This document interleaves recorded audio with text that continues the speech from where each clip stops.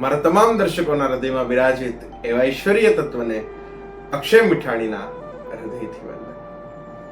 મિત્રો, એક એવો વિષય આજે લેવો છે કે સુખ છે ને ઈ પૈસામાં કે સાધનોથી નથી, પણ સુખ સાચું સમજણથી હોય છે. અત્યારે નાના નાના છોકરાઓને પણ જોઈએ તો એ ડિપ્રેશનમાં આવી જતા હોય છે. આપણે જોઈએ તો નાનું બાળક પણ સ્કૂલેથી આવતું હોય ને તો એનું મોઢું એટલું બધું ઉદાસ હોય, અને કોઈ માણસ આખો દિવસનો થાકેલો પાકેલો ઓફિસેથી આવે તો પણ એમ ડિપ્રેશનમાં હોય. એના ચહેરા ઉપર જે તેજ હોય એ તેજ જોવા નથી મળતું. એ તેજ આપણને ક્યાંક ને ક્યાંક ખોવાઈ ગયેલું જોવા મળે છે. એ શા માટે? આપણે નાના હતા અને સ્કૂલેથી આવતા તો આખી શેરીને ચિંતા થતી કે આ નિહાળેથી માંડ 5 કલાક હચવાતો તો ઘરે આવ્યો, હવે આખી શેરીને હેરાન કરશે. હવેના બાળકમાં એ ઉત્સાહ, એ તેજ એ જોવા નથી મળતો. એ શા માટે? તો કે આપણે વ્યવસ્થા જેવી ઊભી કરી દીધી છે.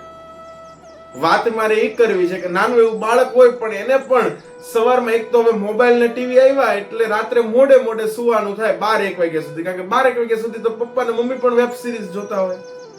અને એ બાળક છે 12-1 વાગે સુવે ને પછી વળી સવારે 6:45 તો સ્કૂલની બસ આવી જવાની હોય.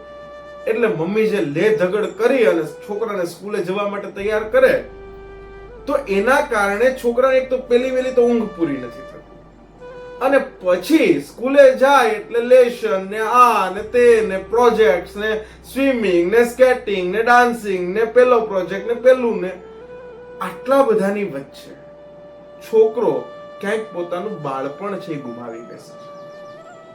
અને મા બાપને પણ ઉત્સાહ હોય છે કે અમારો છોકરો આવડી મોટી ઇન્ટરનેશનલ સ્કૂલમાં ભણે છે, પણ એના માટે વિચારવાની જરૂર છે કે છોકરાઓની પ્રાથમિક સ્કૂલનો સમય તો એટલીસ્ટ હવે બપોર પછીનો હોવો જોઈએ. પણ તકલીફ એ છે કે સ્કૂલના સંચાલકોને પણ 2 શિફ્ટમાં સ્કૂલ ચલાવવાની હોય, એક સવારથી બપોર ને બપોરથી સાંજ સુધીમાં. એટલે તકલીફ છે. અને એના કારણે બાળકોનું બાળપણ છે કંઈક ને કંઈક. આપણી બધા વખતે સવારનો સમય બરાબર હતો. એ એટલા માટે હતો કારણ કે આપણા ઘરમાં જે રીત હતી કે આપણે સવારે 5 વાગે મમ્મી ઉઠી ગઈ હોય, દાદા છે તો 5 વાગે ઘરમાં છે શિવજીને લોટો ચડાવવા માટે નીકળી ગયા હોય, ભોળાનાથના મંદિરે વયા ગયા હોય, અને રાત્રે 10-11 વાગે સુઈ જવાનું હતું આખા ઘરને. હવે આપણે 10 વાગે તો સિરીઝ શરૂ થતી હોય છે કે કોઈ એકાદું વિડીયો શરૂ થતો હોય છે. તો એના કારણે બાળકોની ઊંઘ પૂરી નથી થતી. એટલે બાળકમાં પણ ડિપ્રેશન જોવા મળે છે. અને મોટાને તો ખાસ પૈસાની જે આપણે માણસ દરેકને છે એ સુખી થવું છે. સુખી થવું એ ખોટું નથી. દરેક અહીંયા જન્મ લીધો છે તો એ સુખી થવા માટે જ લીધો છે. મેં કે તમે કોઈ પણ એ સુખી થવા માટે જે ઘેલસા છે, જે આપણે ગાંડાની જેમ દોડીએ છીએ એ ન હોવું જોઈએ. તમે વિચાર કરો કે માણસ કેટલા રૂપિયા સુખી થઈ શકે? કોઈ એક આંકડો તમે આપી શકો ખરા કે આટલા રૂપિયા હોય તો આપણે સુખી થઈ શકીએ? નહીં મિત્રો.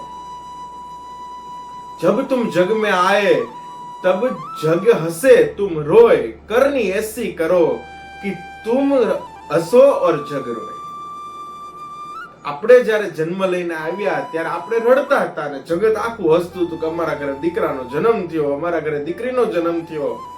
પણ કરણી એસી કરો, જીવનમાં કાર્ય એવું કરો કે તુમ રડો, તુમ હસો ઓર જગ રોય. આપણે જ્યારે જીવન મૂકીને જઈએ ને ત્યારે ચહેરા પર સ્મિત હોય, મૃત્યુનો પણ આનંદ હોય, એવું જીવન જીવીને જઈએ. રડવું ખોટું નથી. ચૈતન્ય મહાપ્રભુજીનું રડવું હતું એને વંદન છે. આપણા ગોપીઓનું જે રડવું હતું કૃષ્ણ માટે એ રુદનને વંદન છે. પણ બીજાની પ્રતિષ્ઠા જોઈને, બીજાની જે સફળતા છે ઈ જોઈને જે માણસને દુખી થાય છે, એની યારે કોમ્પિટિશન કરવામાં જે દુખી થાય છે, એ રડવું ખોટું છે. કોમ્પિટિશન ન હોવું જોઈએ જીવનમાં.